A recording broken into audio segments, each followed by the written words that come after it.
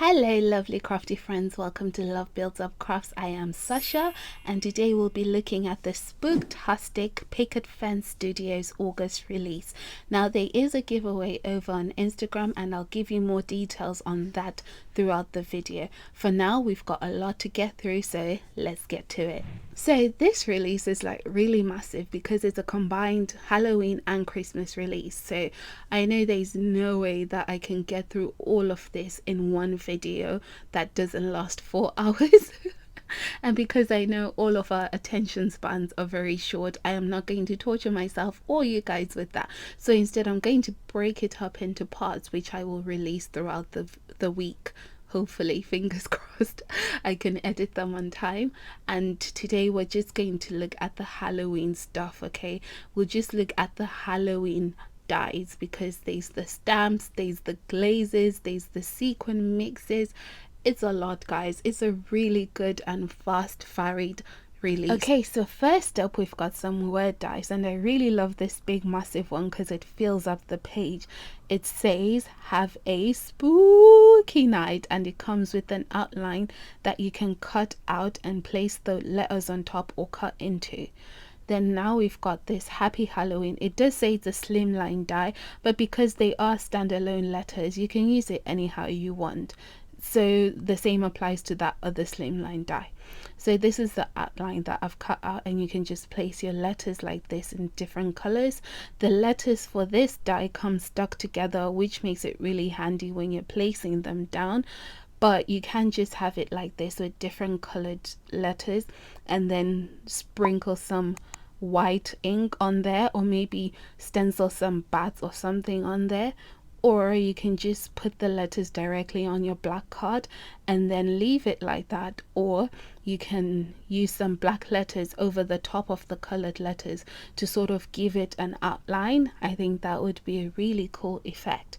You can even like color it in to make it look like it's glowing. So I'm just grabbing a 5x7 card base here situation just to show you that you can use this on any type of card size. So I'm just putting the letters there anyhow, and then I'm adding this little ghost which we'll see later on in the video, and it's have a spooky night. So you can also use this layout if you wanted to, or you could just leave it without the ghost and just have some bats or something in the background, something that makes it look a bit more spooky rather than cute. Unless you wanted a cute card, there's nothing wrong with cute cards. These are just simple ideas that I'm sharing because I tend to make complicated cards, so I just wanted to share some simple ideas.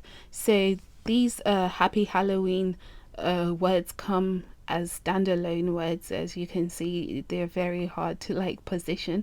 So I saw this trick over on Instagram where someone just used the cutout and then just places the letters inside, and it really makes a difference, guys. It makes such a huge difference. So if you're not on Instagram, you've got to get on the Instagram card world because you see so many other things. And of course, please follow me on Instagram. So you can have happy Halloween there and then have your little ghosts holding hands. Isn't that cute? That is so cute, right? Or you can just have them happy Halloween. You can like just play around with these letters. It's like free game, really. They're letters. You can do whatever you want to do in terms of layout and coloring and things like that. Another idea is to stick a night at the bottom of those repeated letters to have a happy Halloween night, or you can stick something else or make your own letters, because if you take two P's and then stick them together and then cut off that bottom bit, you can make a decent looking B.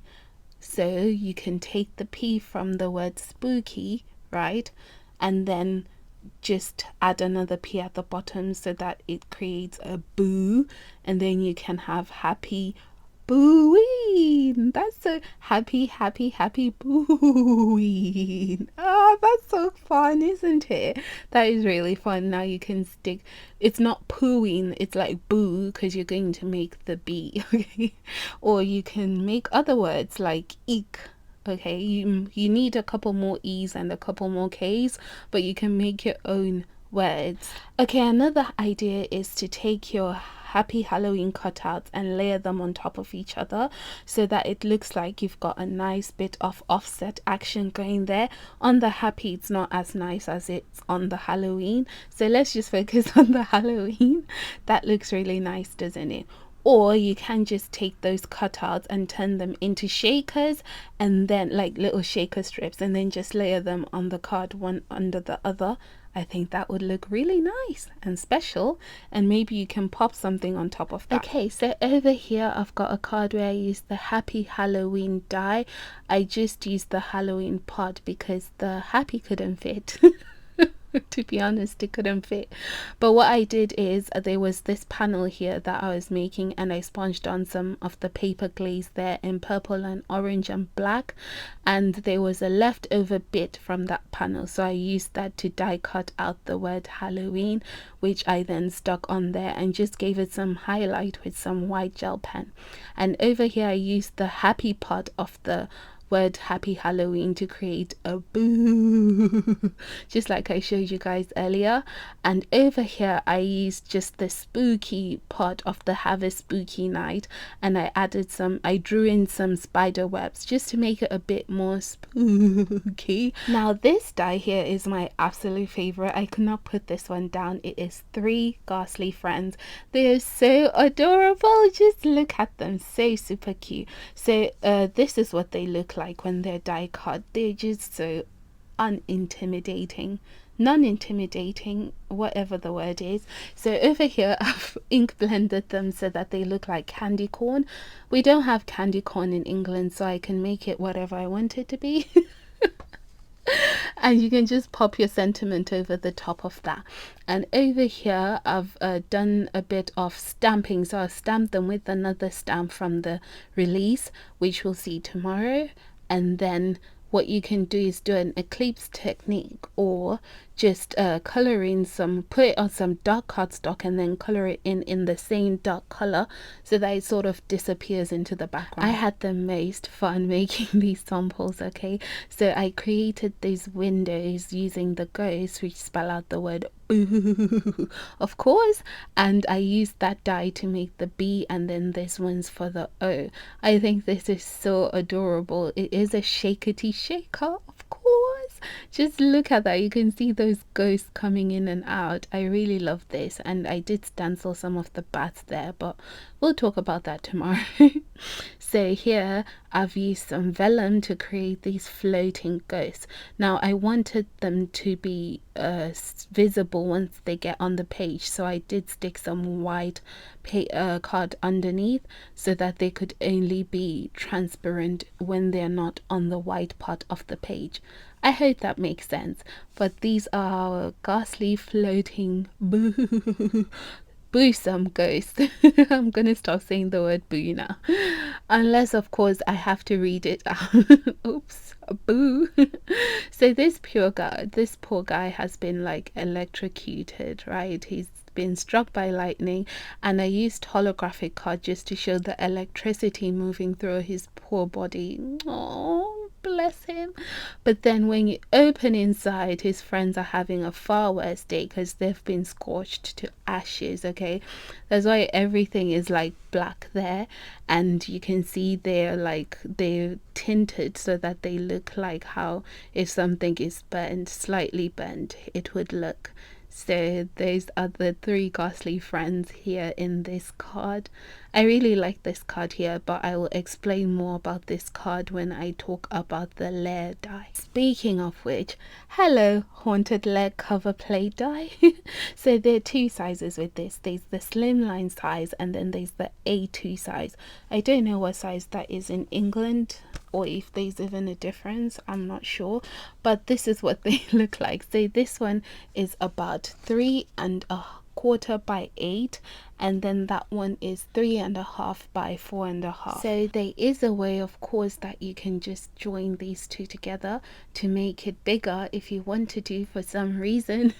If you wanted to make a double slimline card, hey. Or you can just layer them on top of each other.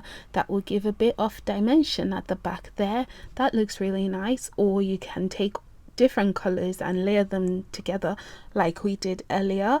like the black on top always adds such beautiful contrast. Now you can stick your little guys in these little spaces if you wanted to, and then pop a sentiment on top of there. That's a pretty simple card to do. Now this idea here needs a bit more thought, but you can like trap your ghost behind this like it's a cage. Like I said, it needs a bit more thought. Or you can just piece together your different colored layers so that it makes one multicolored layer, and then bring on your ghost and a sentiment, and voila, another card done. So these are like super quick card ideas, right? So you can develop them more or share them with someone. Please share this video with your other crafty friends. It feeds the algorithm and it helps me out so that I can bring more awesome videos to you. So you can also use this as a door or a gate. You can partially die cut the A2 panel so that it's like trapping. Once again with the trapping thing, we're starting to be like 50 Shades of Grey vibes in here. No, I'm kidding. Okay, so you can also do some partial die cutting if you wanted to make a larger A2 panel, or panel that is larger than A2, or you wanted to make those see-through cards. I didn't do it perfectly there before because of my die cutting machine, but you can spend a bit more time on it and then, you know, use it. The next guy here is a He's a spooky tree die. Guys, I love crafting so much. So this is what it looks like when he's die cut, and like I was showing you earlier, he's so great for pop-up cards. You can just do a pop-up card where you just boom, pops up like that. So this is what he looks like on a 5x7 card base. He pretty much fills it up, and then on a slimline card base, so you can just pop him to the top there and then pop a sentiment at the bottom there, or you can use some of his branches there as roots just to make him a bit larger than he is.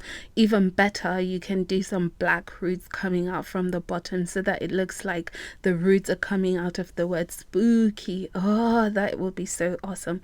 Or you can just cut him out in different colors like this and then place him in a layout and stick your sentiment there. Or you can just slightly offset them like that on top of each other. Once again, we're filling up the page and making him larger than he is.